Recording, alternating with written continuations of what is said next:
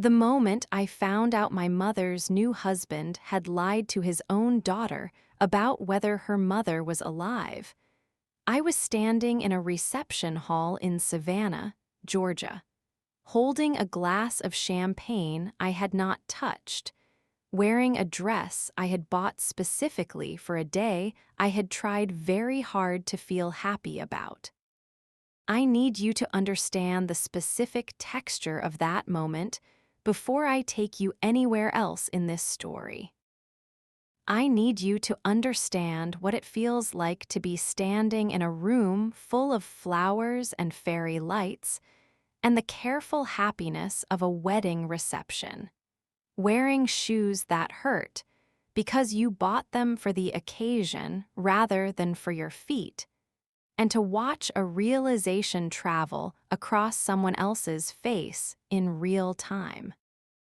To watch a young woman you have never met before look from you to her father to you again and feel, from across a reception hall, the precise and devastating moment when a lie that has been maintained for 3 years begins to come apart.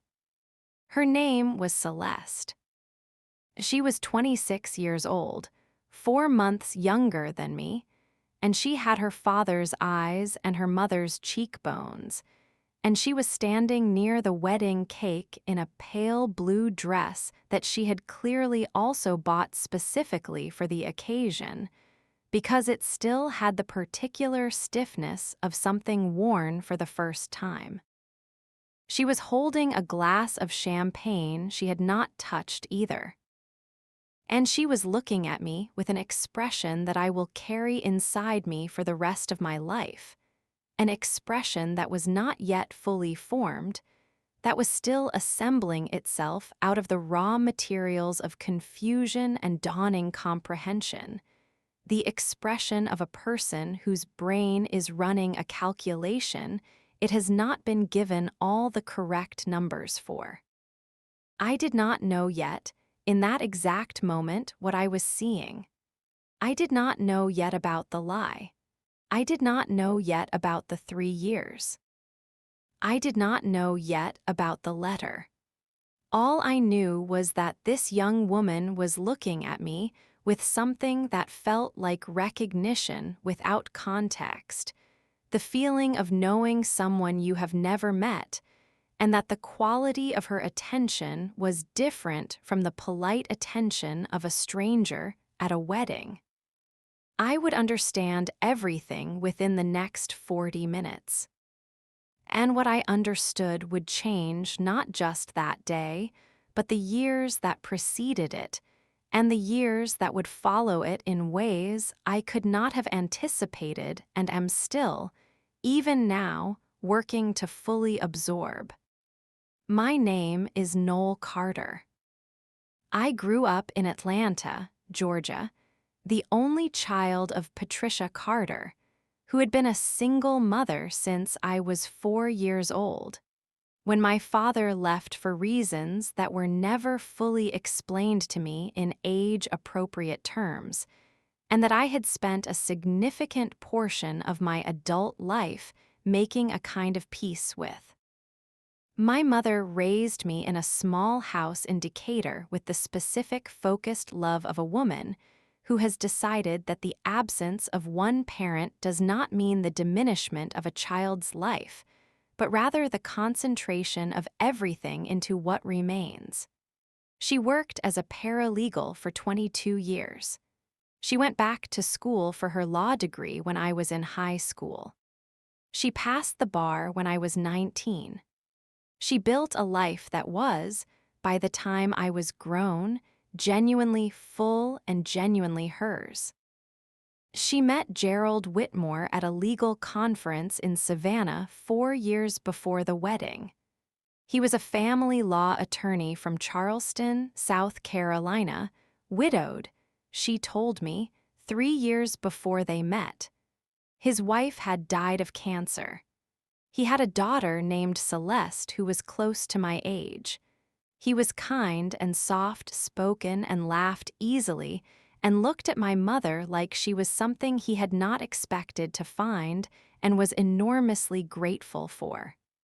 I liked him. That is the honest thing I have to say about Gerald before I tell you what he did. I genuinely liked him. He was attentive to my mother in the specific way that people are attentive when their affection is real rather than performed. And my mother, who had spent 22 years putting everything into me and into the law firm she had built and into the careful architecture of a life that asked nothing of anyone, deserved to be looked at like that. I flew to Savannah for the wedding with the genuine intention of being happy for her. Not performed happiness, not the kind you put on like the uncomfortable shoes. Real happiness, the kind I had been building toward through the months of their engagement as I watched my mother plan and prepare and become, visibly and completely, a woman who had allowed herself to want something personal again. I was her maid of honor. I had written a speech that had made her cry at the rehearsal dinner. I was there. Fully there. Or I intended to be. The wedding ceremony was at a chapel near Forsyth Park in the late afternoon, the October light doing what October light in Savannah does, which is to turn everything it touches gold and slightly unreal. Gerald cried when my mother walked in. I watched him cry and I thought, this is real, this is a man who loves her, and I let that thought do the work of displacing the smaller, less generous thoughts that a daughter has when her mother marries someone she has only known for 4 years. At the reception, I met people I had not met before, Gerald's family and colleagues and friends, and I navigated those introductions with the particular social performance of a person who is genuinely trying to be present and finds it requires more effort than it should. I shook hands and smiled and answered questions about my work, which is medical research administration, a field that produces polite interest in the eyes of people at weddings and not much else. I drank water and pretended it was champagne for a while, and then switched to actual champagne and held it without drinking it because I was managing a low-level anxiety that I was attributing, at that point, to nothing more specific than the general emotional complexity of watching your mother marry someone. And then I saw Celeste near the wedding cake. And Celeste saw me. I want to try to describe what passed between us in that first look, across the noise and flowers and careful happiness of the reception hall, because I think it matters, and because I have thought about it many times since. It was not dramatic. There was no gasp, no visible shock. It was quieter than that. It was the specific quality of recognition I mentioned before, the feeling of a puzzle piece landing without yet understanding which puzzle it belongs to. She looked at me and I felt, without knowing why, that she had been waiting for me, not me specifically. But this, whatever this was, she crossed the room. I watched her come and I did not move, partly because I did not know what was happening and partly because whatever was happening felt like the kind of thing that needed to be met rather than approached. She stopped in front of me and she said, very quietly and very carefully, "I'm Celeste, Gerald's daughter." I said, "I know, I'm Noel, Patricia's daughter." She said, "How old are you?" The question landed strangely, out of social context, the kind of question you ask when you need a specific piece of information and do not have the time or the safety for the social forms that usually frame it. I told her. 26. She looked at me for a moment. Then she said, "I'm 26 too." I said, "Okay." She said, "My mother has been dead for 3 years, according to my father." I heard what she said. I understood the grammar of it. And then, like a picture developing in a dark room, the full image of what she was telling me arrived, and I felt the specific nausea of a realization that is also, in a terrible way, clarifying. I said, "What do you mean according to your father?" Celeste looked over her shoulder toward Gerald, who was standing on the other side of the reception hall with my mother, his hand on the small of her back, laughing at something one of his colleagues had said. Then she looked back at me. She said, "My mother is not dead. My mother is alive and living in Charleston, and she has been alive this entire time, and my father told me 3 years ago that she died because he did not want to explain why they divorced, and it was easier to tell a daughter that her mother was gone than to explain what actually happened." The reception hall noise continued around us. The band was playing something gentle in the corner. Someone laughed near the bar. A child ran past us in the direction of the dance floor. The world went on being a wedding reception while the two of us stood in it and held the specific weight of what Celeste had just said. I said, "Does my mother know?"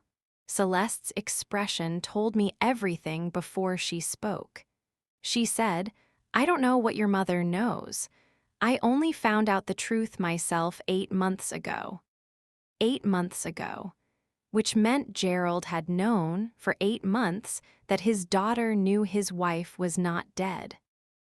Which meant Gerald had proposed to my mother, who believed she was marrying a widower, while knowing that his daughter knew the truth. Which meant the wedding I was standing in, the wedding my mother had planned with genuine joy and genuine hope, and the specific courage of a woman who allows herself to want something after a long time of not wanting, was built on a structure that was not what it appeared to be. I looked across the room at my mother.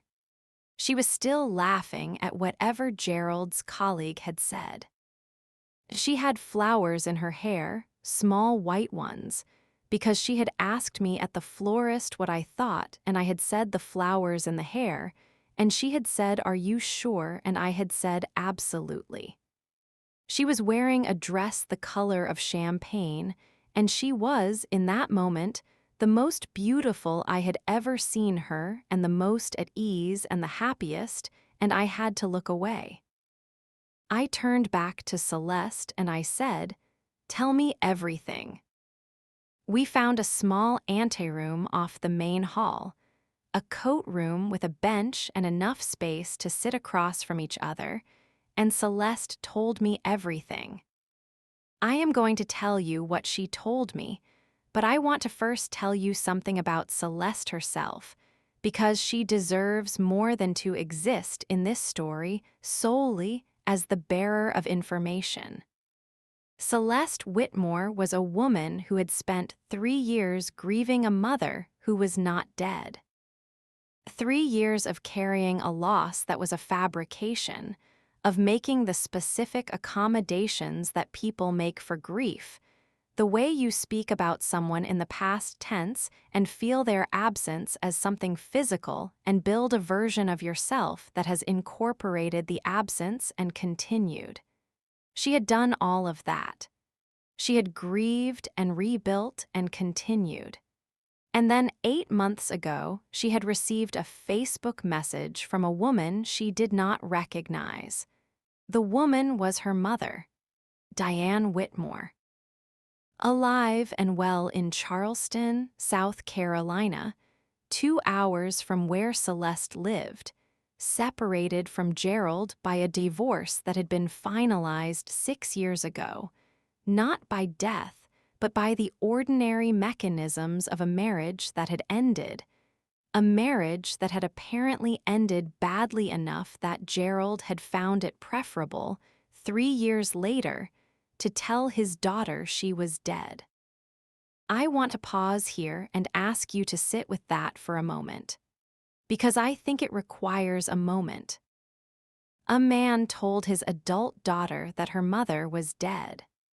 Not to a young child, not to someone too small to seek verification, but to a 23-year-old woman who was fully capable of doing her own research, who had friends and internet access and every tool available to discover the truth, and who was told a lie specific enough and delivered with enough apparent emotion that she had believed it completely. The lie had required maintenance. It had required Gerald to speak of Diane in the past tense, to deflect questions about the death, to construct a version of events that held together under the weight of a daughter's grief. He had done all of this for 3 years, and then he had begun dating my mother. Diane Whitmore, Celeste's mother, had reached out through Facebook because she had heard, through the specific and reliable grapevine of a small professional community, that Gerald was engaged to a woman in Atlanta. She had reached out to Celeste not to damage anything but to warn her. Because Diane knew something that Celeste did not yet know, and that my mother definitely did not know. She knew about the pattern. She knew that Gerald's relationship with truth was flexible in specific and targeted ways, and she knew that the woman he was about to marry deserved to know who she was marrying. Celeste had spent 8 months deciding what to do with what she knew. 8 months of processing first, the revelation that her mother was alive, which required its own separate and enormous reckoning. 8 months of communicating with Diane, rebuilding a relationship that had been severed not by death, but by a lie. 8 months of looking at her father and knowing what she knew and trying to understand what her obligation was. She had tried to talk to Gerald. She told me this in the coat room while the band played something gentle in the other room. She had confronted him 3 months before the wedding, and he had admitted the lie about Diane being dead, quietly and without particular remorse, and told her it was complicated and that it was a long time ago, and that he hoped she would not let old history interfere with his new happiness. He had said the words old history. He had said new happiness. When she pointed out that my mother did not know she was marrying a man who had lied comprehensively to his own daughter for 3 years, he said that he planned to tell her in his own time. His own time had apparently not yet arrived, because here we were at his wedding. I was quiet for a long time after Celeste finished. I was sitting on the bench in the coat room of a Savannah reception hall in my uncomfortable shoes and my carefully selected dress, and I was thinking about my mother on the other side of the door, laughing with flowers in her hair. I was thinking about the speech I had written. I was thinking about Gerald crying when my mother walked down the aisle, which I had taken as evidence of the realness of his love, and which I was now rereading in a different light. And I was thinking about something else. Something I had not yet said to Celeste, but which was moving through me with increasing force as I sat with everything she had told me. I was thinking about what my mother deserved. About the specific thing that a woman who had spent 22 years alone, who had built everything herself, who had finally allowed herself to want something personal and to trust someone enough to build it with, deserved from the people around her. She deserved the truth. She deserved it before she signed the legal documents that had been signed that afternoon in the chapel near Forsyth Park. She deserved it from Gerald, and she had not received it from Gerald, and the question of what to do with that was the most difficult question I had ever been asked to answer. I looked at Celeste. She was looking at me. We were two 26-year-old women in a coat room at a wedding, having just recognized each other as people who were each carrying part of the same story. And we were both, I think, understanding that the decision about what to do next was not ours alone to make. Celeste reached into the small bag she had brought to the wedding. She pulled out an envelope. It was not new. It was an envelope that had been handled many times, the paper soft at the edges and the flap sealed and then carefully preserved. She held it for a moment before she said anything. She said, "My mother wrote this 6 years ago, the day after the divorce was finalized. She gave it to me and told me to keep it and that I would understand someday when to open it." She paused. "I've been carrying it for 6 years. I've never opened it." I looked at the envelope. I did not reach for it. I said, "Why didn't you open it?" She said, "Because she told me I would know when, and for 6 years I kept waiting to know when." She looked down at the envelope. "I think I know now." She opened it. She had kept it for 6 years unopened, and she opened it in a coat room at her father's wedding with a woman she had met 40 minutes earlier. I watched her unfold the letter inside. I watched her read it. I watched her face as she read it, and what I saw on her face as her eyes moved down the page was the specific expression of someone receiving something they did not know they needed, but that fits so precisely into a space that has been waiting for it that the arrival is both surprising and inevitable. When she finished, she looked up at me. Her eyes were wet.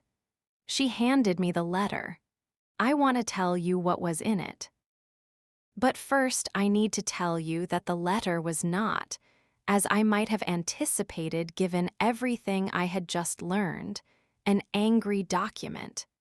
It was not a letter written by a woman seeking to damage or expose or wound.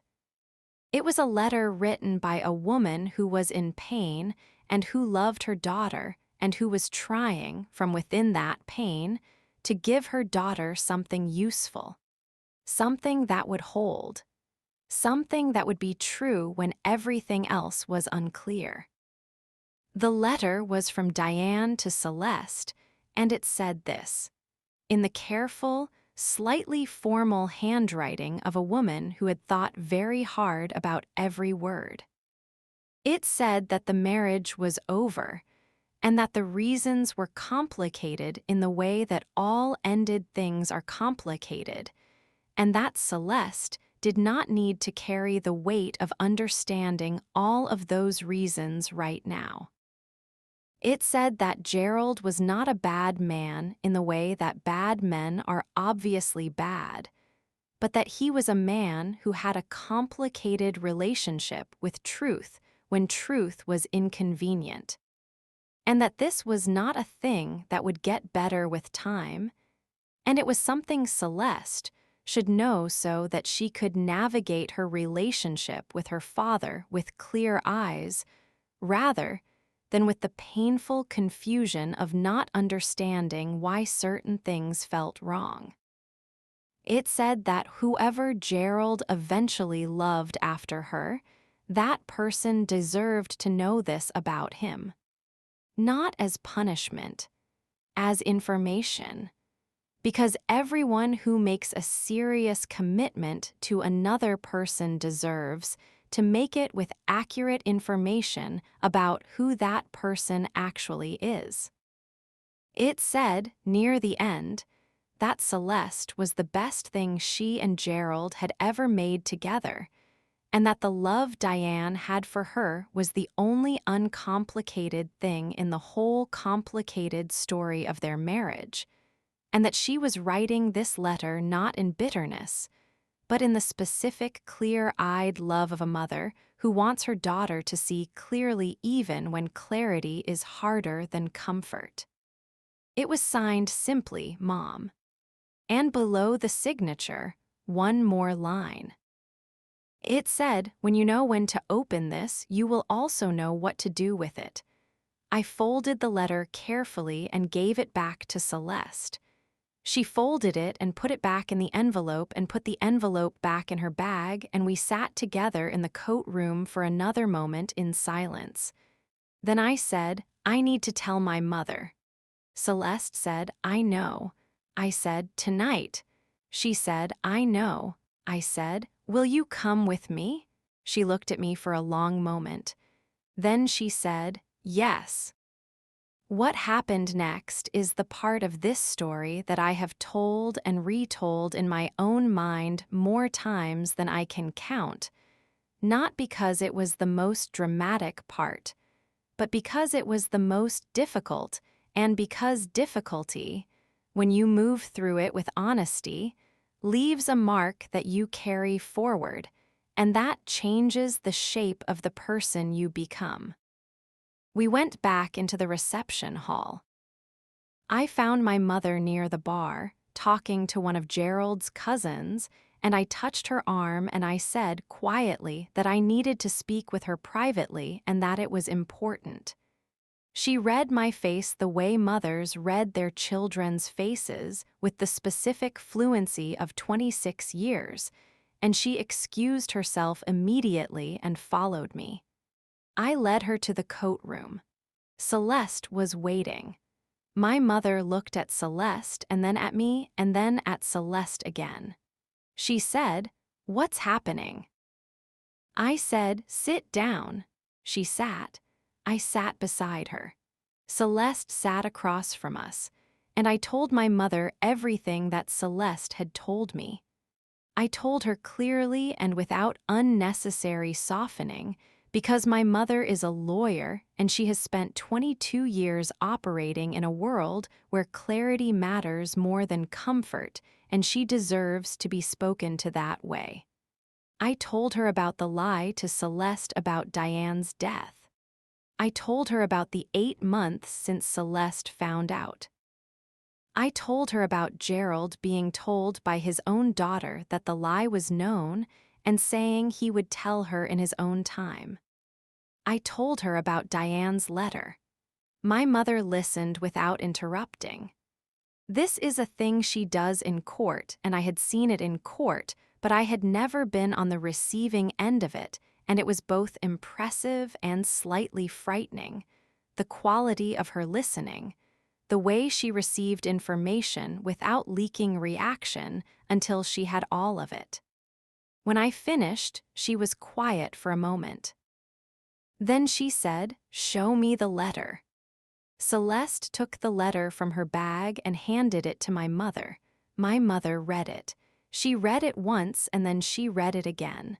Then she folded it and held it in her hands and looked at the wall of the coat room for a long time. She did not cry. I want to tell you that she did not cry, not then, and I want to tell you why that mattered to me. She had cried at the rehearsal dinner when I read the speech.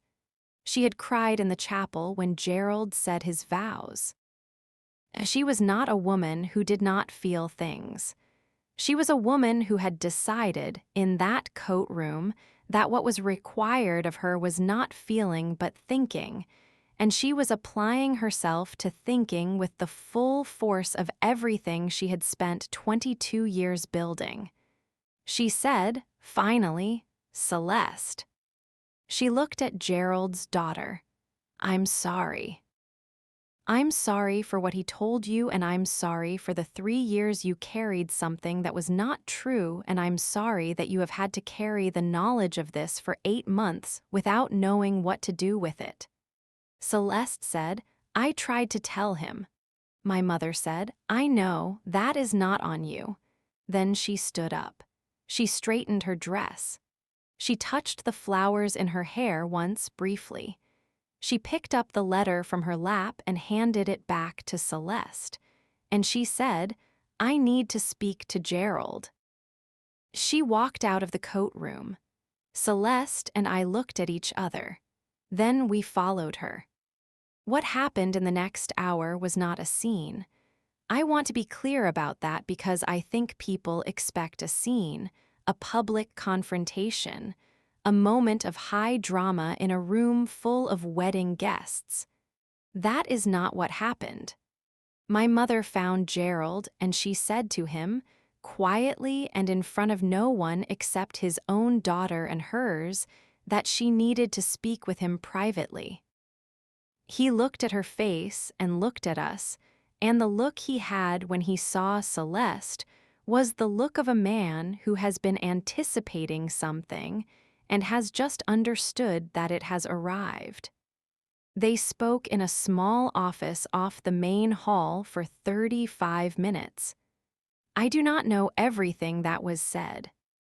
I know some of it because my mother told me afterward, and I know that she asked him questions with the precision of a lawyer who has practiced this kind of examination, and that he answered them, eventually, with something closer to honesty than he had offered before.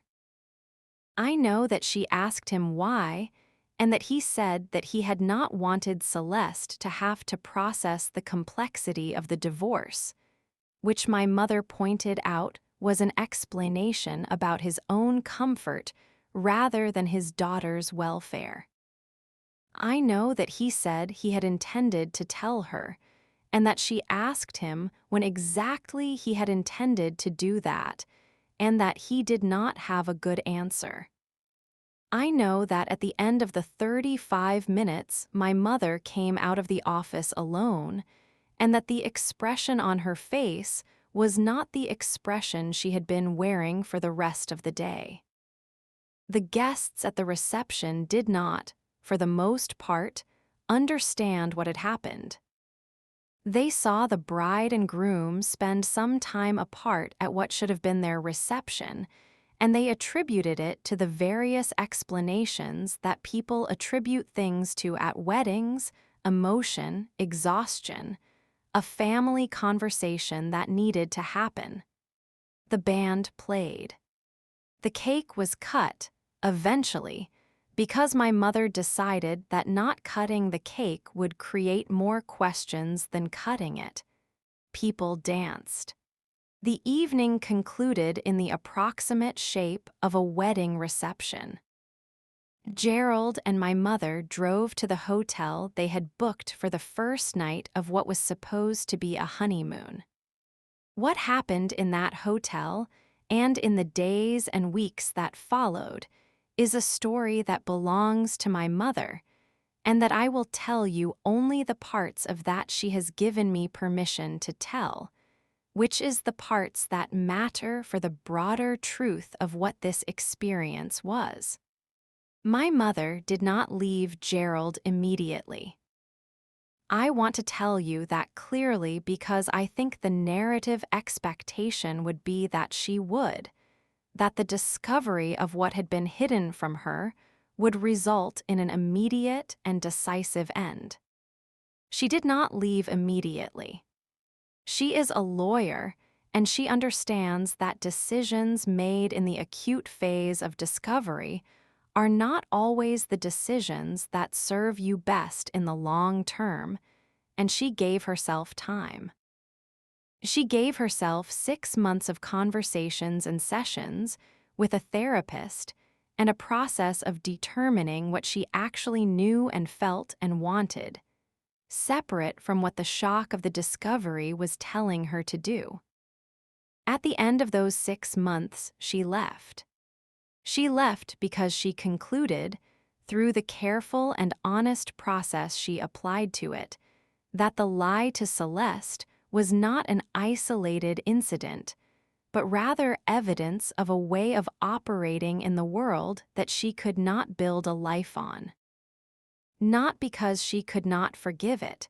She is, in many ways, a more forgiving person than I am, but because trust, for my mother, is not simply an emotional condition but a structural one. It is the thing that holds everything else up. And she had discovered that the structure had a foundation she had not been shown, and she was not willing to build on it. She is, as I tell you this story, 49 years old. She is practicing law in Atlanta in the firm she built.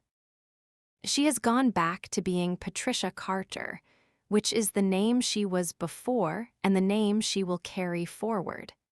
She is, by any honest measure, okay, not instantly happy in the simple way.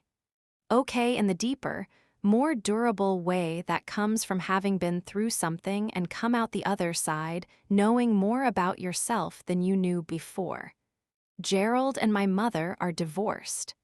The divorce was handled by attorneys other than themselves, as is proper. Now I need to tell you about Celeste and Diane. Because that story did not end in Savannah.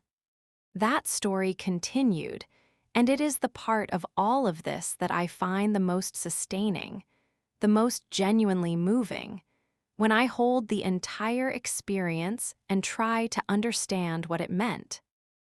Celeste and her mother Diane spent the 6 months following the wedding doing the specific and necessary work of rebuilding a relationship that had been interrupted not by time or distance or disagreement, but by a lie. Diane was, as Celeste described her to me in the months we had gotten to know each other, exactly the person the letter had suggested she was. Clear, direct, honest about what had happened and about her own part in it, which included the acknowledgement that she had not fought hard enough to maintain her relationship with Celeste during the years after the divorce. She had allowed Gerald to manage the communication. She had allowed the distance to grow. She had written the letter and given it to Celeste and kept her distance, trusting that the when would arrive. She owned all of that. She did not make Gerald solely responsible for what Celeste had lost. The process of rebuilding is ongoing. It is not simple, and it is not a clean reunion narrative. It is two people who missed 3 years of each other's actual lives trying to build genuine knowledge of who the other person currently is rather than who they remember. It is complicated and slow, and from what Celeste tells me, genuinely worth the complication.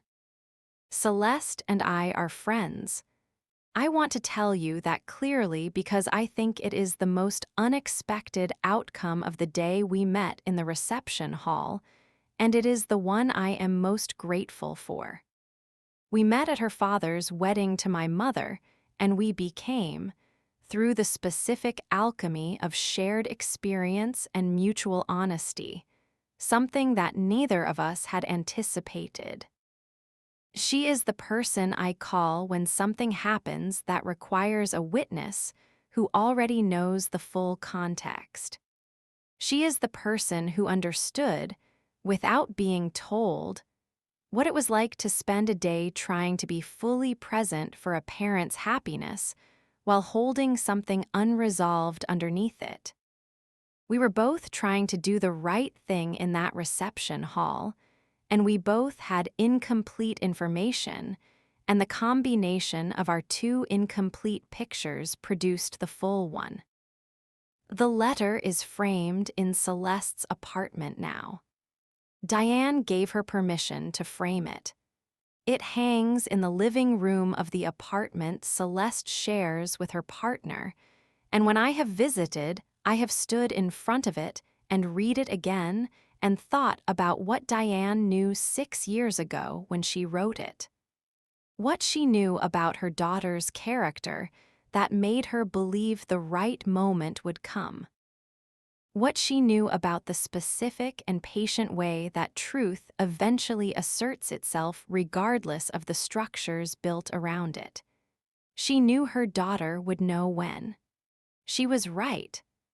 I want to talk to you now about what I have learned from all of this, And I want to talk about it directly because I think the lesson of this story is not really about Gerald. Though Gerald made choices that caused real harm and those choices have real consequences, and he lives with them. The lesson is not primarily about him. The lesson is about what we carry, about the things we are asked to carry for other people, the half-truths and the managed distances, and the old histories that are actually present histories wearing old clothes, and about what we owe each other in terms of accuracy. Diane's letter said it better than I can, but I want to say my version of it, which is this. Everyone who makes a serious commitment deserves to make it with accurate information, not perfect information. Nobody has perfect information about another person, but accurate information. The truth of who they actually are rather than the story that has been constructed around who they want you to think they are. My mother deserved that. She did not receive it from Gerald. She did not receive it until two women in uncomfortable shoes and carefully selected dresses found each other in a reception hall and recognized each other without knowing why, and had the specific courage to say out loud what they were each carrying. I think about Celeste saying, "I think I know now." I think about the 6 years she carried that envelope. The way she described it to me once, that she had moved it from bag to bag for 6 years, that it was one of the things she always made sure to have with her the way you make sure to have your keys and your phone, that there were days she forgot it was there, and days it was all she could think about. She carried her mother's voice and her mother's clarity and the specific knowledge that when the moment came she would recognize it for 6 years, waiting. That is an act of faith so quiet and so sustained that I find it moving every time I think about it. Faith in her mother, faith in herself, faith that the truth, however long it takes, finds its moment. If this story reached you, if something in it touched something true in your own life, I need you to do one thing right now. Hit that subscribe button and the notification bell. Black Diamonds is here every single week with stories exactly like this one. Stories about the things we carry and the truths we find and the unexpected people who become part of our lives, because we were both in the same room when something real happened. You do not want to miss what is coming next. And in the comments right now, I want your name and your city. Just those two things. Because this channel reaches everywhere, from Savannah to Sacramento, from Charleston to Chicago, from the places where everyone knows the whole story to the places where you are the only person who knows yours. Drop your name and your city right now. I read every comment, every single one. My name is Noel. I am telling you this story from Atlanta, Georgia, where my mother is practicing law and where I am, in the ongoing and imperfect way of someone who has had her understanding of several things rearranged, trying to carry only the things that are mine to carry and to put down the rest. The letter is framed in Celeste's apartment in Charleston. Her mother helped her choose the frame. They did that together. Next week on Black Diamonds, I am going to tell you about a woman who discovered, at her own surprise birthday party, that her husband had invited his entire second family, the one she did not know existed. I am going to tell you what she did in that room full of people. I am going to tell you what she found out about herself in the hours after. And I am going to tell you the thing she said to her husband at the end of that night that made everyone in the room go completely still. Subscribe right now, turn on your notifications, and I will see you next week. Some letters take 6 years to open, but they are always written at exactly the right time.